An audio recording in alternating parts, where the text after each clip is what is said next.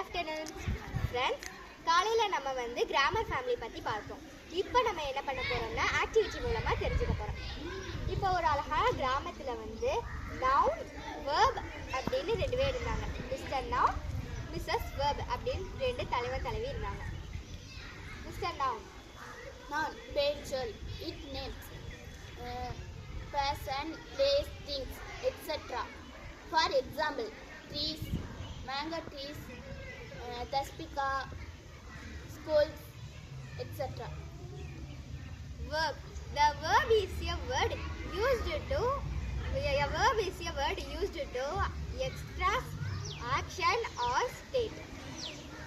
For example, go, come, read, write, etc. இந்த ஒரு சென்டென்ஸில் verb is a heartன்னு சொல்கிறாங்க. நம்மளுக்கு எப்படி ஹார்ட் வெரி இம்பார்ட்டண்ட்டோ அதே மாதிரி ஒரு சென்டென்ஸில் ஹார்ட் இஸ் ஒரு verb இஸ் வெரி இம்பார்ட்டன்ட் சொல்கிறாங்க. அடுத்து இந்த verb 3 டென்ஸில் வரும்.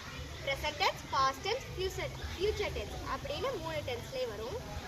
அப்புறம் என்ன சொல்கிறாங்கன்னா அந்த நம்ம படிச்சிருக்கோம் verb 1, verb 2, verb 3 இந்த 3 tense. For example go, do, did, done இந்த மாதிரி 3 இருக்குது. அதான் சொல்கிறாங்க டென்ஸில் வரும்னு. அப்புறம் ஒரு சென்டென்ஸில் verb இல்லைன்னா அந்த சென்டென்ஸ் கம்ப்ளீட்டே ஆகாது, இன்கம்ப்ளீட்டாக தான் இருக்கும் அப்படின்னு சொல்கிறாங்க. அடுத்து உங்களுக்கு 3 குழந்தைங்க இருக்காங்க. ப்ரனவுன், அட்ஜெக்டிவ், அட்வர்ப் இவங்க 3 பேர் இருக்காங்க. இப்போ ப்ரனவுன் யாருன்னா Pronoun. Pronoun is a word used instead of a noun. For example, I, you, they, we, he, she, it, me, us, them, her. Pronoun அப்படிங்கிறது என்ன?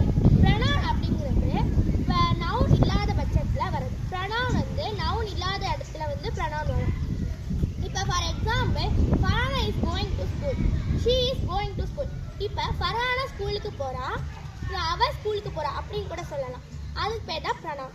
இப்போ ப்ரனவுன் 2 வகைப்படும். ஒன்று சப்ஜெக்ட், இன்னொன்று ஆப்ஜெக்ட். சப்ஜெக்ட் நமக்கு தெரியும் I, you, they, we, he, she, it. அப்புறம் இப்போ ஒரு சென்டென்ஸ் ஸ்டார்ட் ஆகிறதுக்கு ஃபஸ்ட்டு சப்ஜெக்ட் தான். இப்போ சப்ஜெக்ட், அப்புறம் வெர்பு, அப்புறம் ஆப்ஜெக்ட். இப்போ சப்ஜெக்ட் இப்போ for example Udhaya likes biryani, உதயாவுக்கு பிரியாணி பிடிக்கும் அப்படிங்கிறதுல ஃபஸ்ட்டு ஷி அப்படிங்கிறதுல சென்டென்ஸில் ஃபஸ்ட்டு ஷி அப்படி ஆரம்பிச்சு. இப்போ ஆப்ஜெக்ட்டுங்கிறதுல me, you, them, her, his இதெல்லாம் இட் அதெல்லாம் ஆப்ஜெக்ட். இப்போ ஆப்ஜெக்ட்டுக்கு ஒரு எக்ஸாம்பிள் சொல்லவா? ஆப்ஜெக்ட் அப்படிங்கிறது இப்போ ஃபஸ்ட்டு உதயாவுக்கு பிரியாணி பிடிக்கும்னு சொன்னோம்ல, பிரியாணி உதயாவுக்கு பிடிக்கும் அப்படிங்கிறதுல இட் அது அவளுக்கு பிடிக்கும். அதுதான். தேங்க்யூ. அட்ஜெக்டிவ் பார்த்தீங்கன்னா இந்த ஃபேமிலியில் நவுனுடைய ரொம்ப செல்ல பிள்ளை அட்ஜெக்டிவ். என்ன அப்படின்னா அட்ஜெக்டிவ் என்ன பண்ணும் அப்படின்னா நவுனை பற்றி எக்ஸ்ட்ரா இன்ஃபர்மேஷன் சொல்லணும், இல்லை அதை ப்ரைஸ் பண்ணி சொல்லணும் அப்படின்னாவே இது அழகாக அட்ஜெக்டிவ் பண்ணும். நம்ம இதை கேட்டு தெரிஞ்சுக்கலாம். It always qualify the noun or else it always describe about noun. For example, intelligent, good, excellent, beautiful, etc. adverb பிரதிவினைச்சொல். மிஸ்ஸஸ் வெர்புக்கு பதிலாக adverb பயன்படுகிறது. Adverb is word that describes or modification and verb and adjective or another adverb. Examples: beautifully, cleverly, possibly, never, often. Examples: he sings beautifully in the church. Beautifully, this is the example. He ran quickly to catch the bus. Quickly, this is the example. They speak English fluently. Fluently, this is the example. The car stopped suddenly at the red light. Suddenly, this is the example. Thank you. Preposition.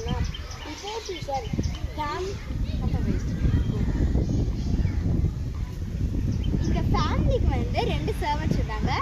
ஒன்று preposition, இன்னொன்று conjunction. ப்ரிப்போசிஷனோட வேலை என்னன்னா ஃபேமிலியில் உள்ள members யார் எந்தெந்த பொசிஷனில் நிற்கணும்னு decision பண்ணுறது தான் ப்ரிப்போசிஷனோட வேலை. For example a pen is on the table. Conjunction வேலை என்னன்னா அந்த ஃபேமிலியில் யாருக்காவது சண்டைனா சேர்த்து வைக்கிறது தான் கான்ஜெக்ஷனோட வேலை. For example, is a word used to joined word or sentence.